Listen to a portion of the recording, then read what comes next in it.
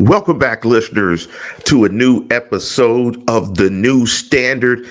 And you are looking at me solo. Neal has some stuff to do, came up really quick with the main gig. So, want to apologize for Neal not being on, but we will have Neal Coulong on the show the entire year. Steeler Nation was not the start that the nation was looking for. Before we jump into that, though, if you want to participate on the program, do a search for the New Standard and go to YouTube and do a search for the New Standard again and Lance Williams and Neal Coulong. Also, if you want to catch us after this show and not live, you can also catch us via podcast.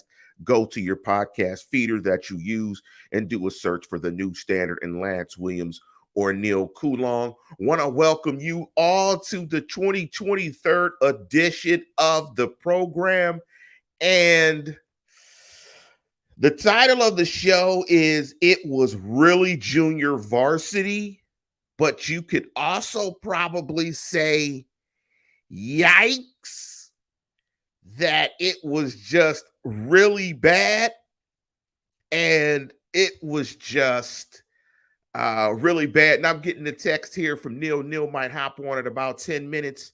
Man, and we'll get his thoughts on the show. I could have named the program Yikes. It was really bad.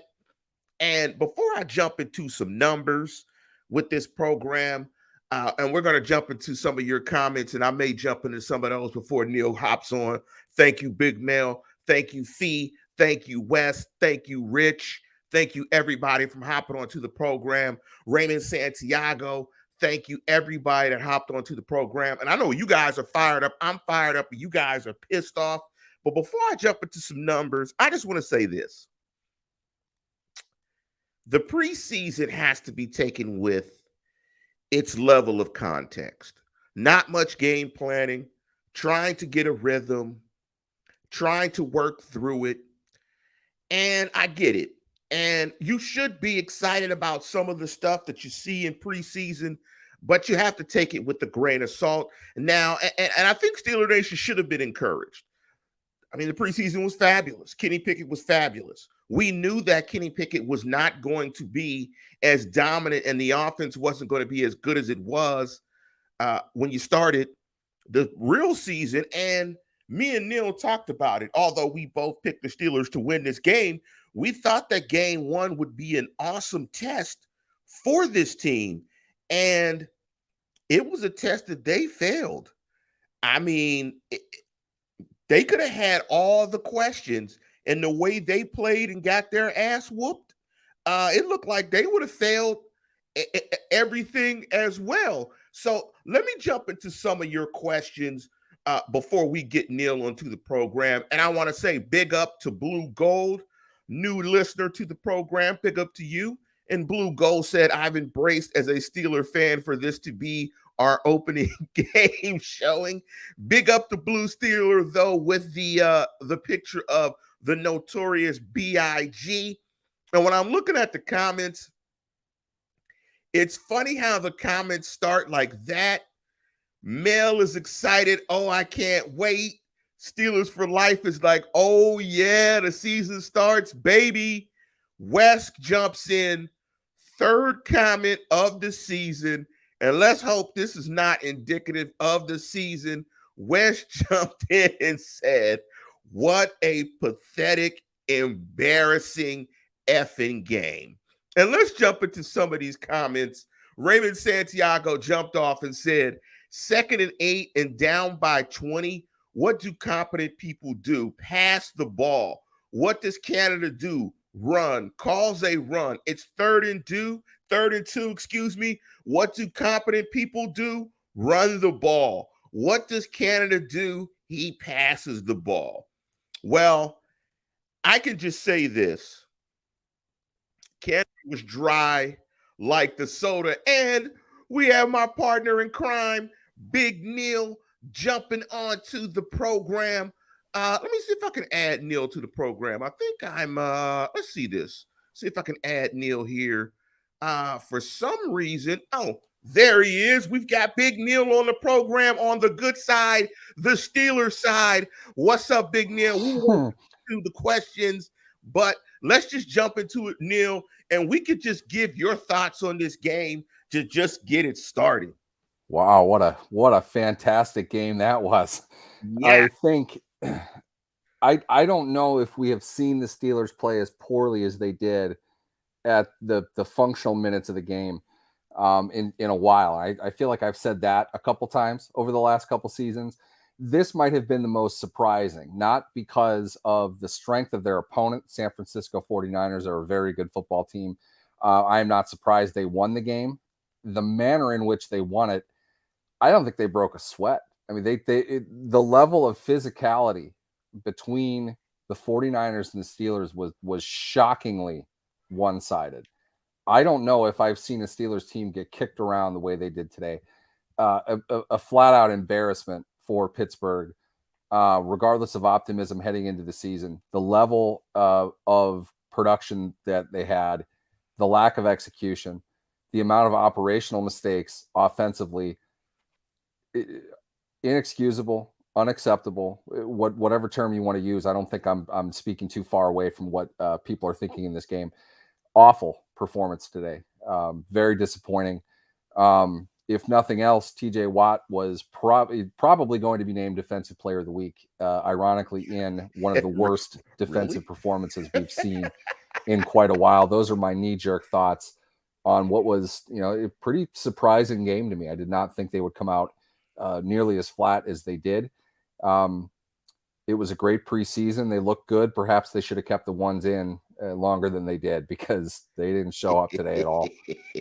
they got their ass whooped. And I think some of these numbers that I'm going to point to at the half, and we all say it's a 4-quarter game.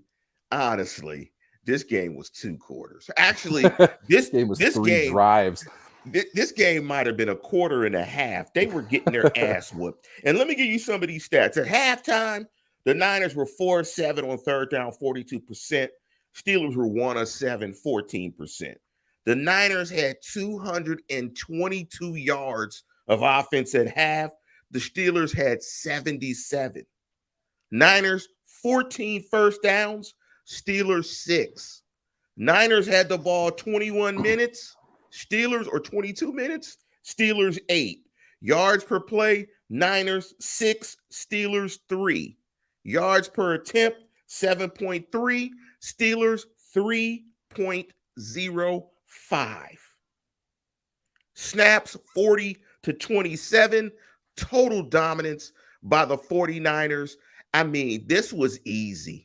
If you're the 49ers, this is just how you wanted to start this game, except Trent Williams got nicked up a little bit late in the game.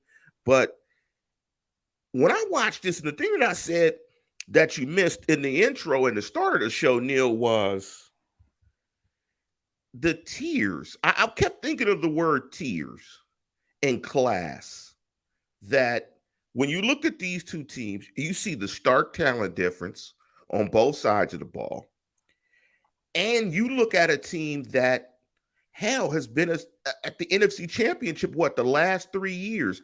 This is a well-oiled machine. And they look like this was just a continuation of last year, not first game 2023. And the Steelers look like they were in a different tier, in a different class. This looked like a warm-up bout to get the rust off before we get the season going.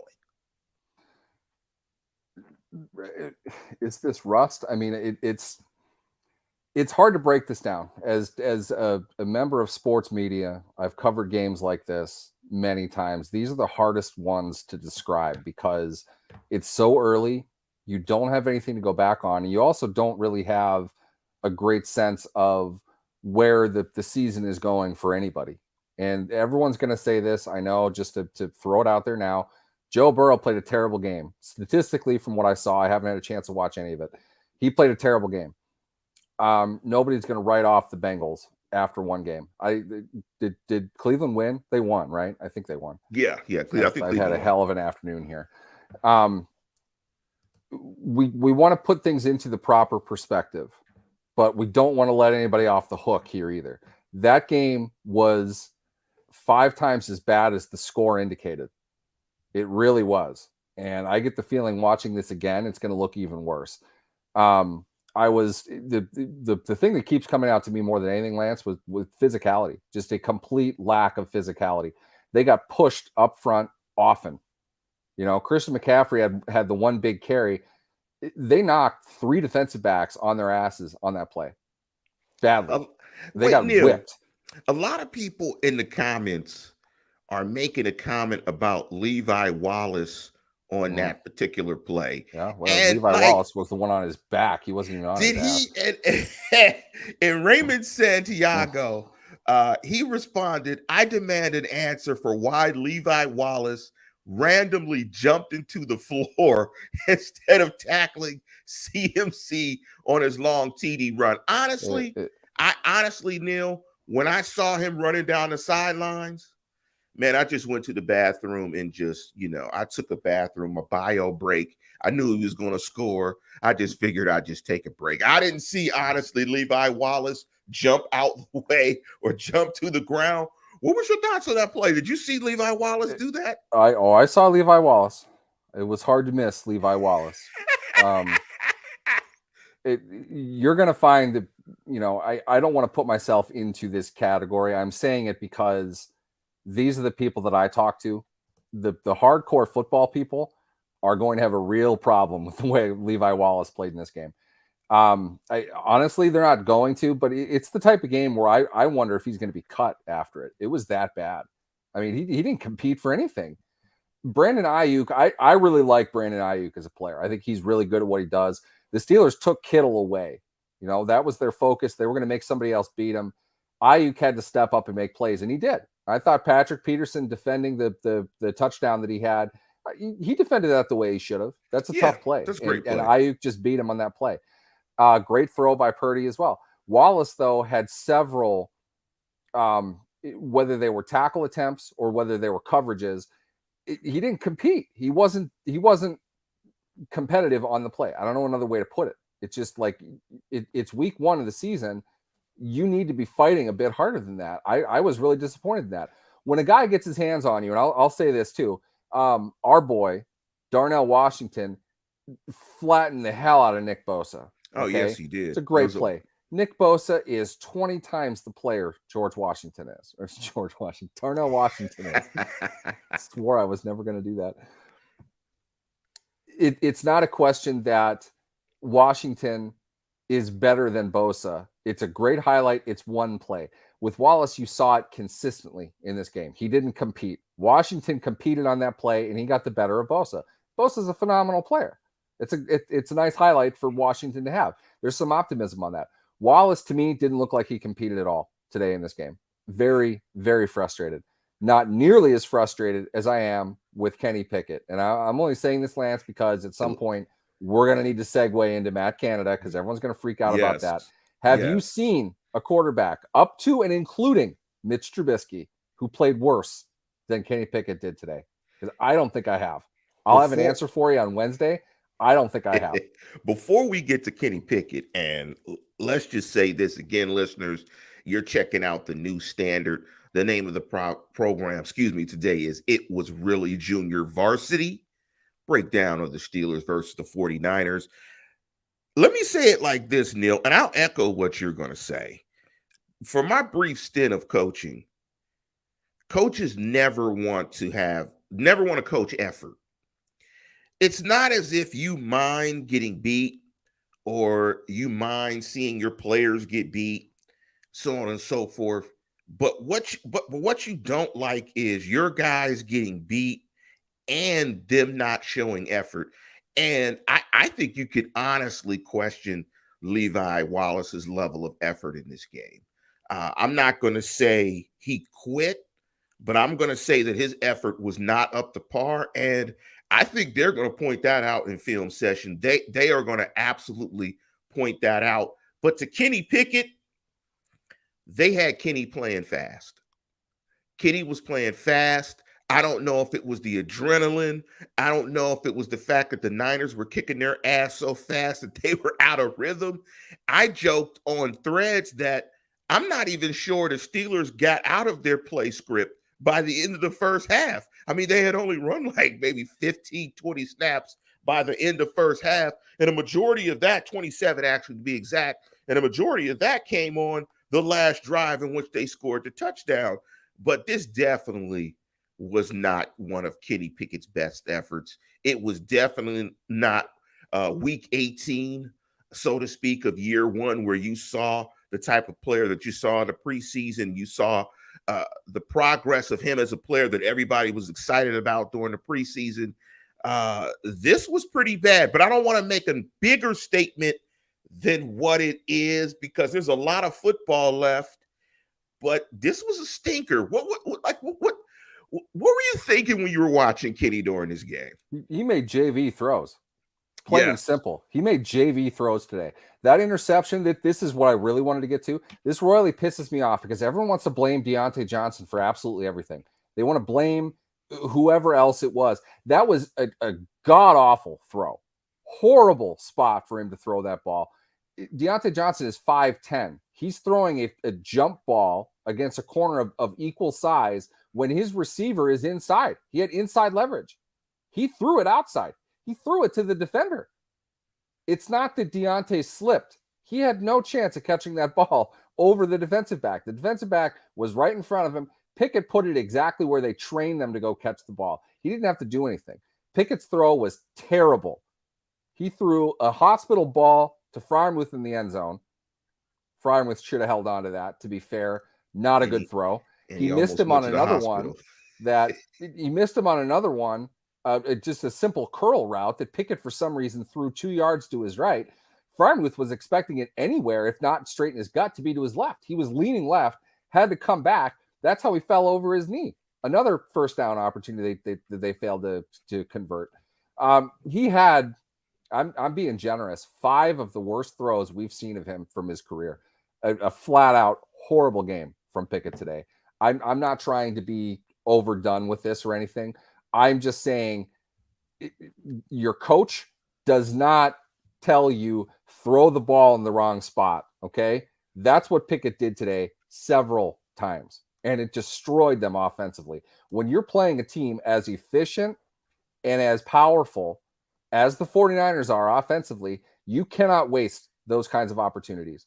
And to get into the operation itself, as in functionally the things that they're doing, the rhythm, the assignment chemistry, the crispness of it all, it's as if this was their first preseason game. How many times did Calvin Austin act as if he was taking a handoff when he was a yard past the center? You're telling the defense, I'm not involved with this play at all. You're trying to sell jet sweep motion like that to set up a future use of it. You can't do that if he runs past the center before the snap. That's coordination. That I'll put on Canada. But these kinds of things, they were apparent in week 1 last year too. That's the frustrating part of this.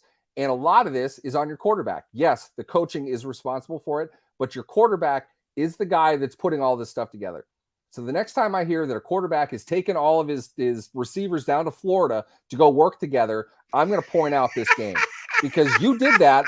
I don't know what you did when you were down in Florida, but you didn't learn a whole lot. You didn't develop any chemistry. That was it was atrocious offensively.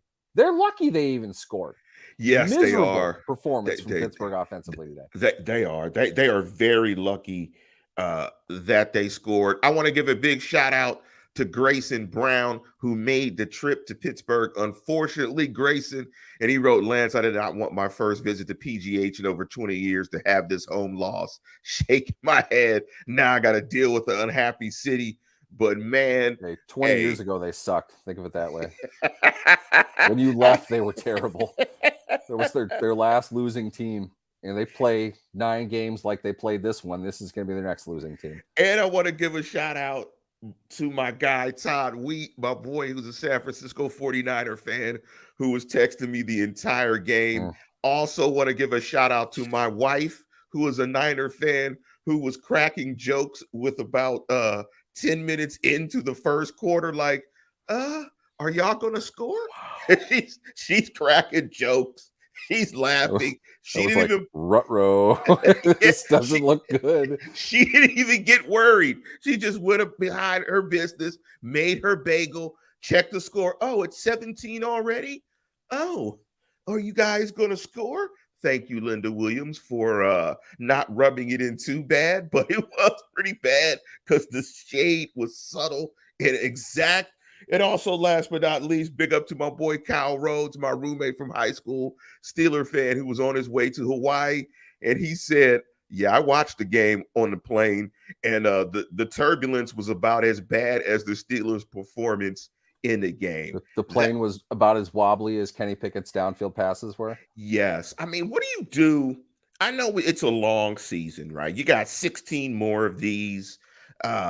You look in some of the comments, Wes says Pickett doesn't look ready for the NFL. Uh, I don't think I would say that. It wasn't. Okay, let's put it like this. When you see a quarterback who really doesn't have a sense of what's going on, you're looking at it. For example, if anybody watched the Nebraska-Colorado game, the poor kid at quarterback for Nebraska, he has no clue what's going on. He's not ready for that position. Mitch Trubisky, in many of his starts, looks like he's not ready. I didn't feel Pickett looked like that. Pickett couldn't have hit the broadside of Casey Hampton's ass today. That's a big broadside. He couldn't make a throw to save his life. All right. So when you put it in the sense of he made the right reads, he had receivers open, he had time, he just didn't deliver. That's the basic job of a quarterback. A large part of that is it's not preparation. This was not a Matt Canada issue. Everyone's going to freak out about it. You're all going to talk about how over technical the situation really was. Pickett had opportunities. He missed throws. Okay. That's really what it was. I don't feel that makes him not ready. I just think he had an extremely poor game, and it worries me tremendously because you're never going to win with a quarterback playing like that. And if that's what Pittsburgh has, if he's capable of playing that badly, if he's capable of missing that many passes in week one with all of his skill players there, with his whole offensive line that's been together for however long, all of his buddies he took down to Florida, if he had all of that on his side and this is how he performed, what's going to happen in November, December? What if it rains next week against Cleveland? They're outside. What happens? You have to worry about that now. That's a problem with the team. You're trying to move forward, and you're not able to do that if your quarterback can't do the basic things in order for an offense to survive. Last year, he didn't look quite ready. I get it last year, but he improved as the season went on. He took 3 steps back today from where he was. He was awful. One of the things that we talked about in the pregame that we talked about was tackling. That showed up as well in this game, most evidenced by that long run by CMC. But let me jump into this question from C-Mac, and we're going to look at the defense real quick. And he asked the question, Neal, all 3 inside linebackers look like guys that don't fit the scheme at all. You got any thoughts on the inside linebackers? I disagree completely. I think they are exactly the guys they signed. Okay. We knew this. You know what San Francisco did the entire game? They ran crossers deeper down the field and drug a guy right underneath right over the absolute depth of their linebackers' drops because they can't drop. That's who they signed. Okay. We knew that. This was not an issue of Cole Holcomb and his mullet. All right. It wasn't how many plays he can make at or behind the line of scrimmage. What's he going to do when you have a crossing route scheme team, an option route scheme team? What's going to happen when they're throwing at 9 and he can only drop to 7 and be competitive? We found out today. That's what happened. Everything was open across the field. We're going to continue to blame the corners. The corners aren't playing man all the time if a guy cuts across the middle. Why would they? You're beaten the second he cuts across the middle. It's a zone defense at some degree, and everything is a man defense to some degree. Your linebackers drop. When they're getting depth, they're covering that overhead spot. And the Steelers linebackers are not going to be able to do that very well. That's who they signed. They hoped their athletic safeties that they've paid both of them a lot of money could step up and make plays, but they got caught deeper down the field by some very dangerous, very talented receivers. Is Cleveland going to be able to do that next week? I doubt it. It's not going to be that big of a deal. You're playing one of the best teams in the game, though. They had to stay a little bit deeper. They had to drop a little bit deeper. So McCaffrey makes that a lot harder. It's a really tough team to defend. This is why they averaged 27 points a game. And we kind of gracefully knocked Brock Purdy. But once again, Brock Purdy goes out, is the ultimate point guard, executes, and just makes the plays that are there and that are available to him. And bang, bang, bang. The one play to Ayuk in the corner was an excellent play. But I want to jump into a comment real quick from Wes Hickok. And big up Wes, man. Wes got to fire Tomlin already 17 minutes after one. Hate to be that guy, but this is how the He's not even recipe early. goes. Everyone was saying that after 3 drives. This is what they do every year. Look, I understand the frustration, and I have plenty of frustrations offensively. The operation part of it was lacking again. To me, it's not a whole lot different than last year when they kept getting illegal man down the field penalties. Those are operational mistakes. You are not in rhythm with one another. It shows me you didn't practice this enough. You are not in coordination with one another. And the person responsible for that is ultimately it's the offensive coordinator. You have to have those things down. And they didn't. Today, it wasn't that, because I don't think they even tried, considering the speed of San Francisco's linebacker. By the way, is Fred Warner not like one of the 3 best defensive players in the game? Did you see him? He's the best linebacker in the game for sure. And Greenlaw was everywhere as well. You don't run short stuff with those monsters on the field. So we didn't get to see their failures in keeping their linemen behind the line of scrimmage before their idiot quarterback releases the ball. But again, I can't say this enough, and people aren't going to think it's a big deal. The ball has to be snapped before the motion clears the center. Otherwise, there's no point. Exactly. If you do it after it, he needs to keep running hard and sell the defense that he's a part of it. When he's faking the handoff part, when he's at the guard, it's like, okay, I don't know why you're even bothering. You're wasting all of your time. And now the entire defense knows you're not in the play. So now, usually, if you account for the quarterback, it's 11 on 10 in favor of the defense. If you take away a receiver as well, it's 11 on 9. What are you doing at that point? The defense, believe me, they know, okay? They're watching these things. The safeties, the linebackers are paying attention to where that jet is going. If he is acting as if he's getting the ball to the non-play side, they're flowing to the other way. And now you've got 2 bodies for every 1.5 of theirs. That's a huge advantage. I was making a point. Your offense isn't going anywhere. I was making a point to my dad, and he was talking about the difference in the team speed that kind of showed up.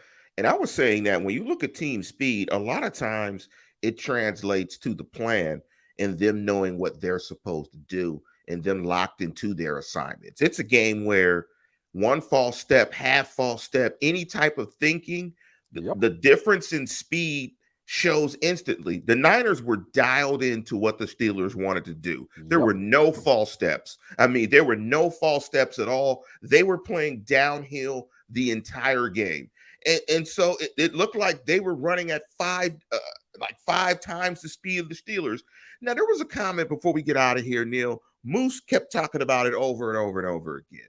And this goes to Richard Krikorian's comments about, will Coach T throw away the tape of game 1? We have the story at 11, channel 420. And he talked about over and over and over again. Their job to make sure they know what the F is going on. That's what I was so thinking. They can teach it. I was like, this is excellent teaching tape. I was thinking the exact watching it for his entertainment. He needs to diagnose what went wrong and fix it. That's his job. Yeah. And before we jump out of here, Neal, some big injuries. Cam, Leal, Muth, Johnson got hurt. That's like a tertiary story to all of us. Yikes. 4 key players went down. That's not good. And yet elbow was the description for DeMarvin Leal. That's not a week-long thing. If you know that your elbow is hurt, it's not because your elbow is bruised. Okay, there's a problem. Cam was already hurt, played, got hurt again, tried to go back and play, couldn't do it. That doesn't look good for next week. Deontay Johnson is a receiver. If you don't have your hamstring, that's at least a week. You know, you can try to gut it out, but he's not going to be the same player. Freiermuth took a shot. I mean, yes, he did. That was a hospital. That sounded hospitable. Painful. Yeah, and that's Kenny. That's a chest injury. That isn't something you just come back from in a week. That's bruised ribs. You hope they're not broken. Either way, though, your ribs are pretty vital to your breathing process. You're not able to breathe very well if your ribs are hurt because it hurts like a son of a bitch. Yes, And if it that's the does. case, you're not doing a whole lot of running. You're not taking a whole lot of hitting. You're probably not going to be on the team. So unfortunately, Zach Gentry is with the Bengals, although he's with the practice squad. They could sign him back if Frymouth is going to be out for a while. We hope not. Not trying to speculate. I'm just saying they took some pretty significant injuries in this game as well. Not just their pride, not just their ego, but 4 players that should be positive contributors to their year. Before we get out of here, by the time the game was over, I was just singing to myself the BK commercial. BK, have it your way, your rules. Because I was just thinking, man, the Niners are doing it any way they want. I was just like, this is, I want this game with extra cheese. I need extra onions, double slice of another patty. It was just whatever. They did whatever they want. This is definitely not the start that Steeler Nation was looking for. The Steelers were singing BK and then ended up at White Castle. Yes, or Crystal. This was just not the start of the year that they wanted, but this doesn't count for more than it does. It's 1 loss. The Steelers have 16 more of these, and they're going to have to get back to it and find some answers for next week's game against the Cleveland Browns. But with that, we're going to conclude the show. And I just want to say, MBK, have it your way. Go Steelers.